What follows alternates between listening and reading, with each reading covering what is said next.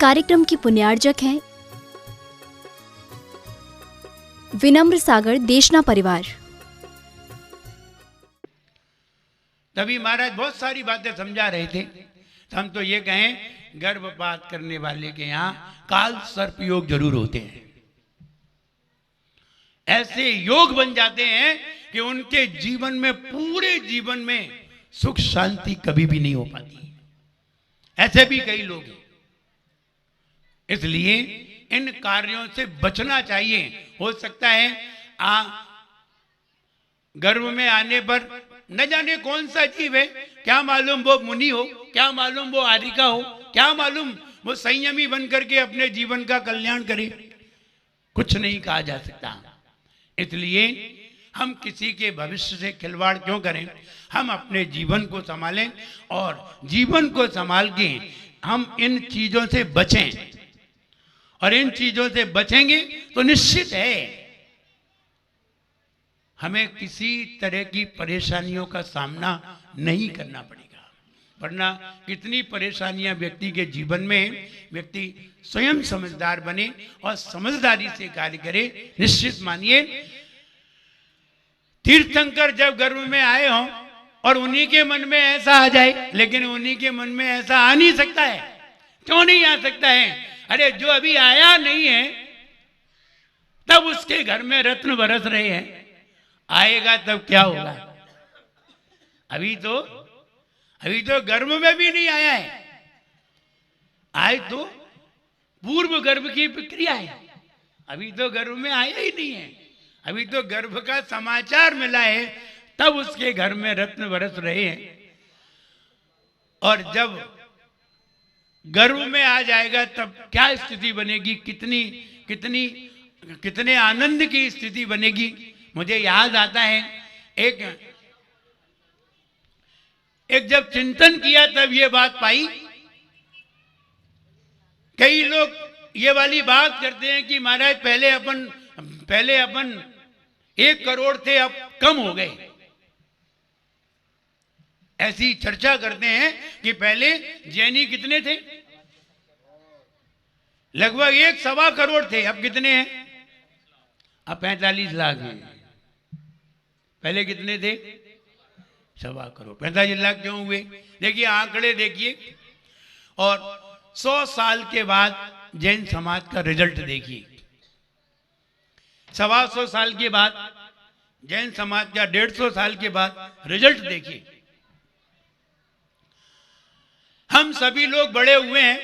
हम सभी लोग जब अपने घर में रहा करते थे, आज से लगभग 30-40 साल पहले की बात करें तो, लगभग 25-30 साल पहले की बात करें तो व्यक्ति के घर में 4-6 बच्चे हुआ करते थे। जो लोग लगभग 50 साल के हैं उन लोगों को इसका अनुभव होगा। जो 50 साल के हैं अभी वर्तमान में, 40-50 साल के हैं, उनको अनुभव होगा कि हमारे घर में भाई बहन कितने होते थे। 5-6 तो कम से कम रहते ही थे। घर में बहनें भी होती थी, भाई भी होते थे, एक दूसरे का छुड़ा के खाते भी थे। उसकी थाली में से उठा लेते थे, उसकी थाली में से उठा लेते थे। अब किसकी थाली में से उठाओगे? अब थाली एक है। विचार करिए, पहले 4 थे तब हमारी संख्या इतनी थी, अब 2 रह गए, हमारी संख्या आधी रह गई। अब 2 में से भी 1 रह जाएगा। 25 साल के बाद 2 में से भी 1 रह जाएगा तो हमारी संख्या कितनी हो जाएगी? 1/4 हो जाएगी। हम 25 लाख पे आ जाएंगे और 25 लाख पे आ जाएंगे, वहां 1 की संख्या रह जाएगी और 1 की संख्या रह जाएगी तो 1000 में से 200 लोग ऐसे होते हैं जिनको संतान नहीं होती। 1000 में से 200 लोग ऐसे होते हैं जिनको संतान नहीं होती। 1/4 ऐसे होते हैं जिनको संतान नहीं होती। और उनको संतान होगी नहीं, और 1/4 ऐसे होंगे जो संतान चाहेंगे नहीं। हम कितने रह जाएंगे? हम कितने रह गए? आप 10 लाख पे आ गए। अब 10 लाख पे आ गए, अपना अस्तित्व वैसे ही खत्म हो जाएगा। विचार करिए। और विचारणीय है कि हम 100 साल बाद अपने आप ही कम हो जाएंगे। और विचार करिए, हम बड़े बड़े मंदिर बनवाएंगे और बड़े बड़े विशाल मंदिर खड़े करवाएंगे, फिर इनको कौन संभालेगा?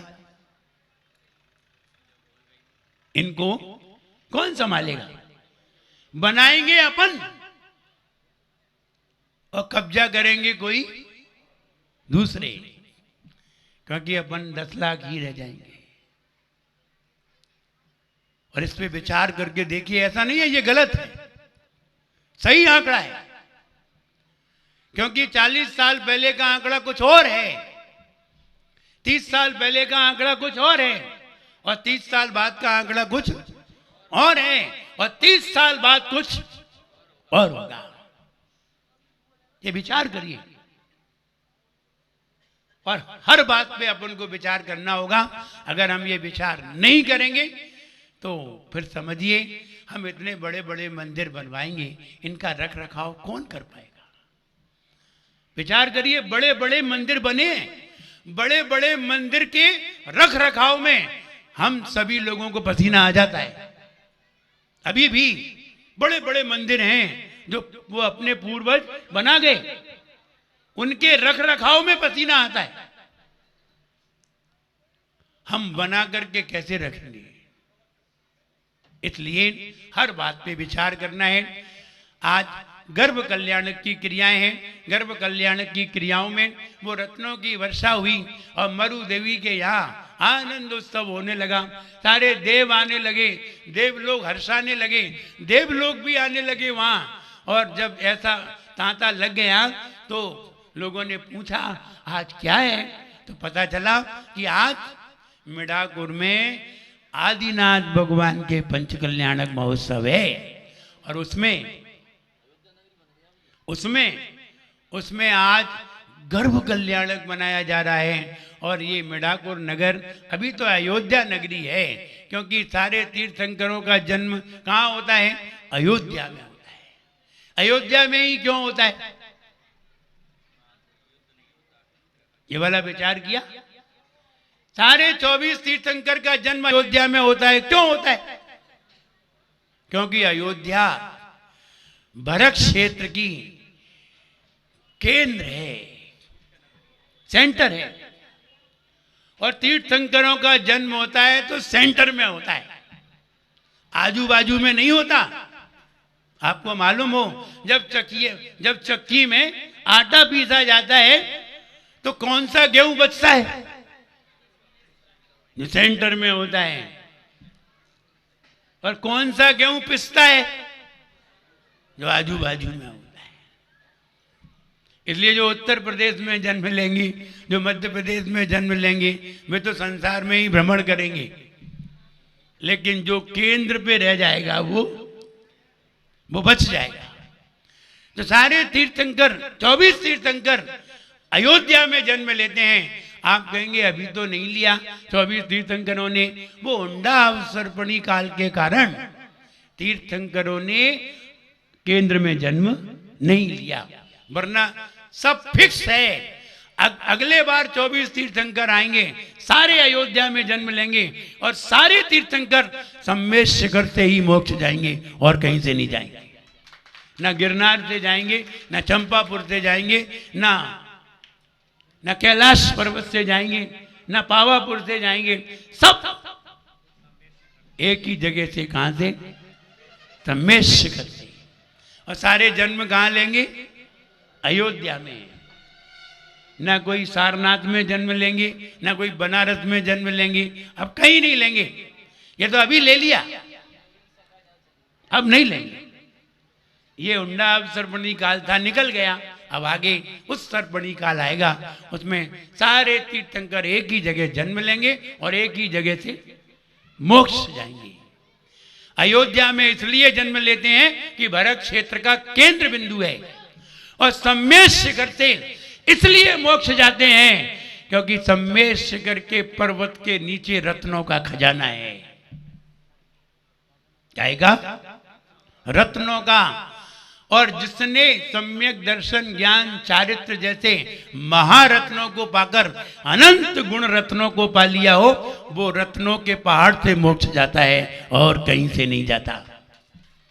तुम लाख चाहोगे कि इधर से चले जाए, हमारे यहां से चले जाए, नहीं जाएंगे, क्योंकि जिसने रत्नों को प्राप्त किया है वो सम्मेश शिखर से मोक्ष जाते हैं। इसलिए सारे तीर्थंकर वहीं से मोक्ष जाएंगे और सारे तीर्थंकर अयोध्या में जन्म लेंगे, ऐसा नियम है। इसलिए यहाँ मरु देवी के यहाँ वह उत्सव मनाया गया और मनाया जाना है। अभी आज शाम को भी उत्सव मनाया जाएगा।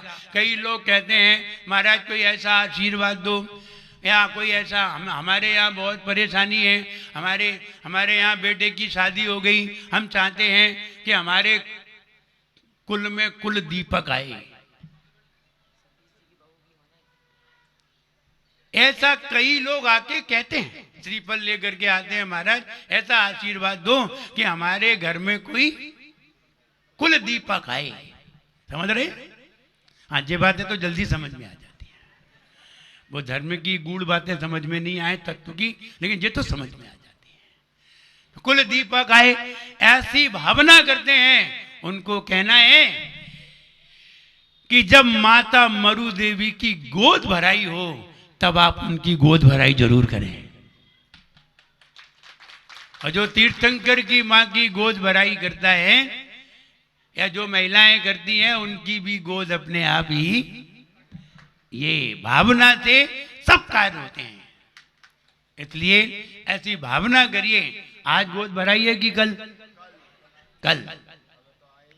तो माता की गोद भराई जरूर करना चाहिए। जब भी कहीं पंचकल्याणक हो, माता की गोद भराई हो, तब हमें ऐसा कार्य जरूर करना चाहिए और ये भावना करना चाहिए कि जैसे तीर्थंकर ने आपके यहाँ जन्म लिया, ऐसे ही हमारे यहाँ भी कोई कुल दीपक जन्म ले। ऐसी भावना करोगे तो निश्चित तीर्थंकर की माँ के पास अथवा तीर्थंकर के सामने जो भी विचार किया जाता है वो निश्चित पूरा होता है।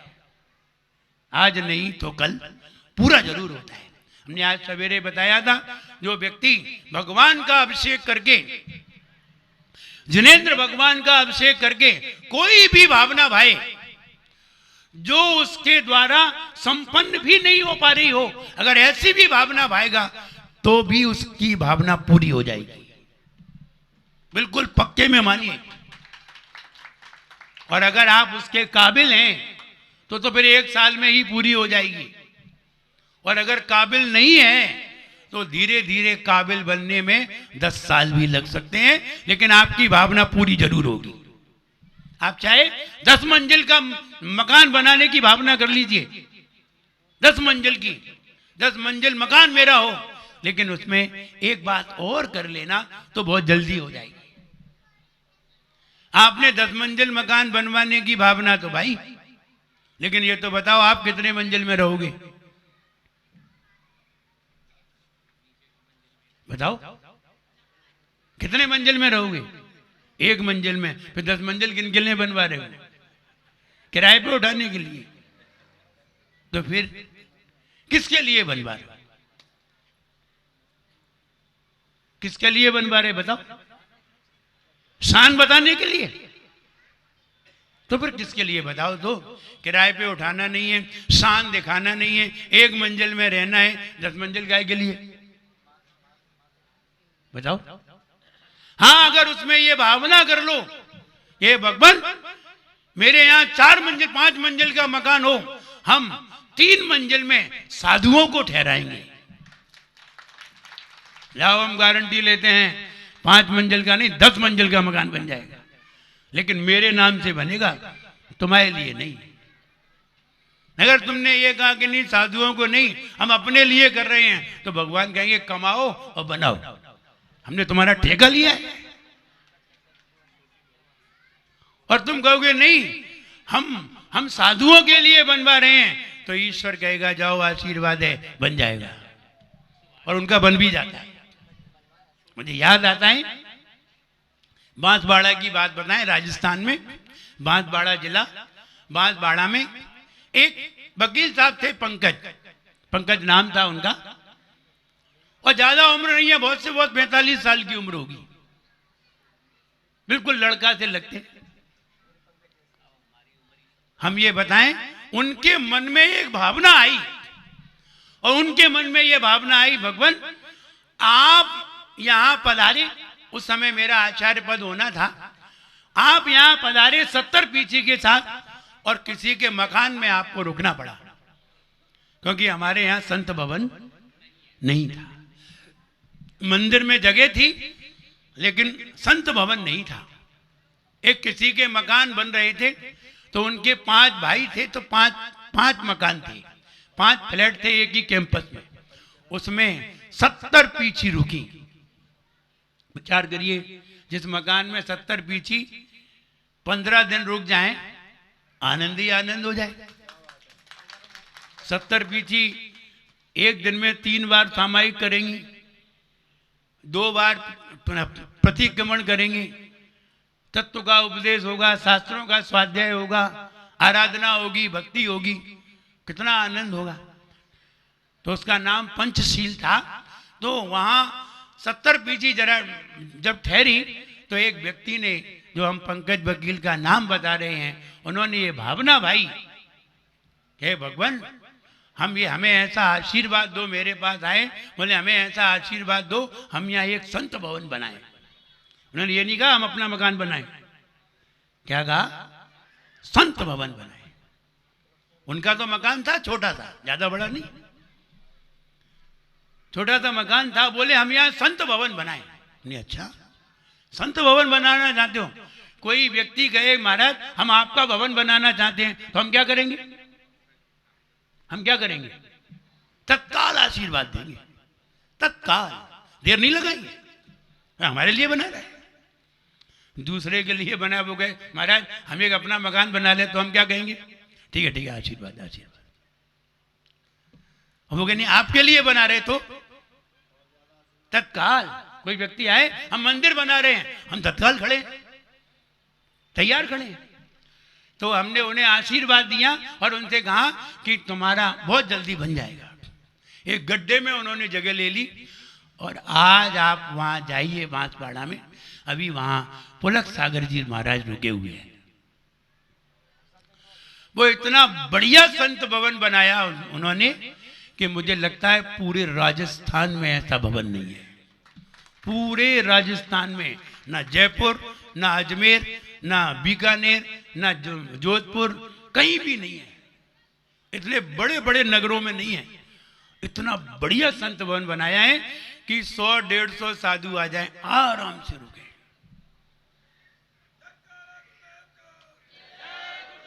ना शौच जाने की परेशानी, ना आहार करने की परेशानी, कोई परेशानी नहीं। इतना बढ़िया भवन बनाया है। इतना बढ़िया भवन उसका नहीं है, उनका निजी नहीं है, जितना बढ़िया भवन साधु का है।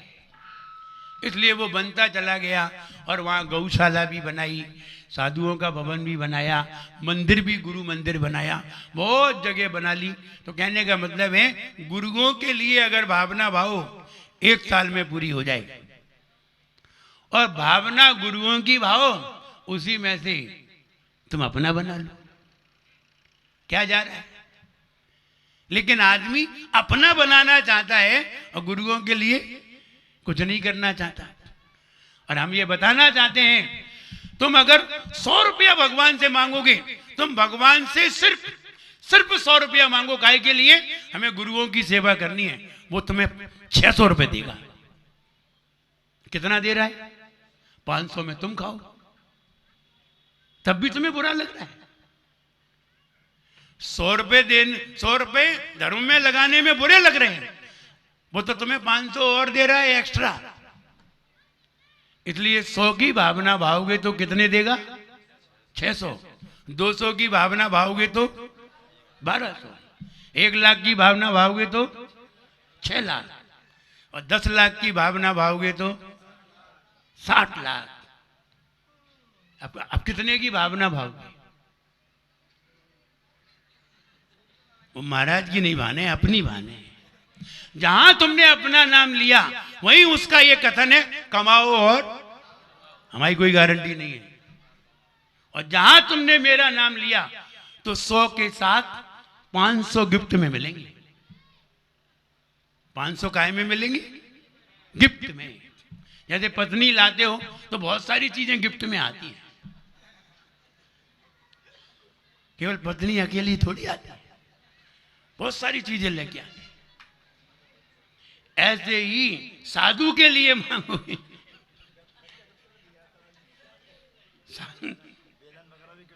साधु के लिए मांगोगे तो 500 रुपए गिफ्ट में मिलेंगे 100 रुपए के बदले। और अगर अपने लिए मांगोगे तो उसका एक ही उत्तर है कि मेहनत करो, किस्मत बनाओ, कमाओ, और हमारी कोई जिम्मेदारी नहीं है। तुमको हमारे 4 बच्चे हो गए तो भगवान के हमसे पूछा था तुमने? 4 बच्चे हो गए, तुमने अपने मन की थी, तब तुमने हमसे पूछा था कि हम शादी करें भी या नहीं करें। तुम पहले ही पूछने आ जाते, पहले ही बता देते हम कि झंझट में काहे को फंसते हो। लेकिन तब तो तुमने मन की, और अब कह रहे हो भगवान आप व्यवस्था करो। तो पहले हमसे पूछ के आगे बढ़ते तो हम बताते। तो कहने का मतलब ये है कि हम साधु के लिए कुछ करते हैं, धर्म के लिए भावना भाते हैं, तो हमारी 1 साल में पूरी हो जाती है। और अगर हम अपनी इच्छाओं की पूर्ति के लिए भावना भाते हैं तो कोई गारंटी नहीं है कब तक पूरी हो। इसलिए धर्म की भावना लेकर के ये भावना भाना। जब भी हम देखते हैं कि कोई व्यक्ति आते हैं, महाराज हम एक कार लेने जा रहे हैं, उनकी ले आओ। हमने क्या करोगे? बोले महाराज जब आपका बिहार होगा तो हम उस कार को उसी में लगाएंगे, और जब बिहार होता है तब उनके पते ही नहीं चलते कि कहां है। तो कहने का मतलब ये है फिर तुम बाद में आओ मेरे पास, महाराज एक्सीडेंट हो गया, हमने हम क्या करें? तुमने जैसा कहा था वैसा किया नहीं। इसलिए कई लोग ऐसे होते हैं। तो इसलिए धर्म के नाम पर ही हमारे पास सब कुछ आता है। हम जितना धर्म करते हैं उतना ही हमारे हाथ में होता है। उससे जितना दान करते हैं उसका 6 गुना हमारे हाथ में होता है। आपकी जेब में अगर 10 लाख रुपए हैं तो इसका मतलब है आपने कहीं ना कहीं 1.5 लाख रुपया कहीं ना कहीं धर्म में लगाए होंगे। इस कारण आपकी जेब में 10 लाख रुपए हैं, आपकी जेब में 1000 रुपए नहीं है। इसका मतलब है आज के दिन तुमने कुछ भी नहीं दिया होगा दान में। आज के दिन तुमने कुछ भी दान में नहीं दिया होगा। जैसे कि क्या नाम है, रूपचंद जी, सवेरे भी उन्होंने बोली ले ली, अभी भी बोली ले ली। इन्होंने 15, 20, 25 जितने की बोली ली, 50,000 की बोली ले ली। इसका मतलब है जिस दिन, आज के दिन का फल जिस दिन उदय में आएगा उस दिन इनकी जेब में 3 लाख रुपए होंगे, जो जेब में रखे होंगे। दिखाई दे रहे होंगे सामने, देखो हमारी जेब में 3 लाख रुपए हैं। तो ये समझिए हम जितना देते हैं उसमें 6 इंटू करिए, इतने तुम्हें मिलेंगे, इससे ज्यादा तुम्हें नहीं मिलेंगे। ये तुम्हारी किस्मत के हैं क्योंकि ये तुमने दिए हैं। हम जितना धर्म में लगाते हैं उसका 6 गुना हमारे पास रिटर्न होकर के आता है। और हम जो धर्म में नहीं लगाते तो जितना लगाते हैं उतना ही आता है, नहीं लगाते तो कहते हैं ना, खुशी से दे दिया जिसने खुशी से उसको देता है। कौन? वो खुशी से दे दिया जिसने खुशी से उसको देता है। जिसे देने में गम होता जिसे देने में गम होता उसे दुख दे के देता है। देता तो उसको भी है, लेकिन पसीना निकलवा लेता है। देता तो उसको भी है। 1000 रुपए वो भी कमाता है जो सिर्फ फोन को घुमाता है, और 1000 रुपए वो भी कमाता है जो सड़क के किनारे बैठ करके पसीना बहाता है। मिले दोनों को हैं, लेकिन एक को एसी में बैठ करके मिले हैं और एक को धूप में खड़े होकर के मिले हैं। ये अंतर क्यों आया? 1000 दोनों को मिले हैं। अंतर इसलिए आया है, एक ने खुशी से दिया है और एक ने बड़ा कसमसा के दिया है। खुशी से जो यहाँ देता, खुशी से उसको देता है। जिसे देने में गम होता उसे दुख दे के देता है। नहीं देता यहाँ कुछ भी, उसे कुछ भी नहीं देता। नहीं देता यहाँ कुछ भी, उसे कुछ भी नहीं देता। जो देते को मना करता, जो देते को मना करता, वो उसका छीन लेता है। जो देते को मना करता वो उसका। जैसे कोई व्यक्ति मुड़ाकुर से गया, बोले हमारे यहाँ पंच कल्याणक हो रहे हैं, हमें कुछ चंदा दीजिए, और आपने कहा ठीक है हम 51,000 रुपये देते हैं। बाजू में एक व्यक्ति खड़ा था, मित्र था, 51 की क्या जरूरत है, 21,000 दे दो। जो देते को मना करता। अब बताओ वो 30,000 का घाटा हुआ? वो तो 51 दे रहा था, और 21,000 किसने करवाए? पड़ोसी ने, तुम्हारे मित्र ने 30,000 कम करवाए। अब ये बताओ घाटा किसको हुआ? पंच कल्याणक को। अब बताओ पंच कल्याणक में भगवान कहां से निकालेंगे? जिसने मना करवाए थे उसके निकालेंगे। अब उसके नहीं निकालेंगे जो दे रहा था, अब उसके निकालेंगे जिसने मना किया था। तूने मना क्यों किया? वो तो 51 दे रहा था। जो देते को मना करता वो उसका छीन। वो बहुत तेज है, छोड़ेगा किसी को नहीं। इसलिए जो 51,000 दे रहा हो उससे ये और कहते यार 1 लाख कर दो। अगर वो 1 लाख दे दे तो 50,000 तुम्हारे खाते में आ गए। क्यों नहीं दिमाग लगाते? तुम्हारे खाते में आ जाएंगे। इसलिए हम ये कहना चाहते हैं, गर्भोत्सव का दिन है, उस गर्भ में गर्भोत्सव के दिन हम सभी, जो सभी माताएं, सभी महिलाएं माता की गोद भरें, जिससे कि हमारी गोद भी भरे, हमारे पुत्रों की, हमारे बहुओं की, उनकी भी गोद भरे, और सबके यहाँ आनंद मंगल रहे। उस गर्भोत्सव के दिन सभी लोग गर्भ क्रियाओं का आनंद लें, पूजन करके आनंद लें, और गुरुओं के आशीर्वाद सहित भगवान का आशीर्वाद प्राप्त करें। आपका जीवन मंगलमय हो, मेरा आप सबके लिए खूब आशीर्वाद है। सब लोग प्रसन्न रहें, खुश रहें। जय बोलिए परम पूज्याचार्य गुरुवर श्री विराग सागर जी गुरुदेव की।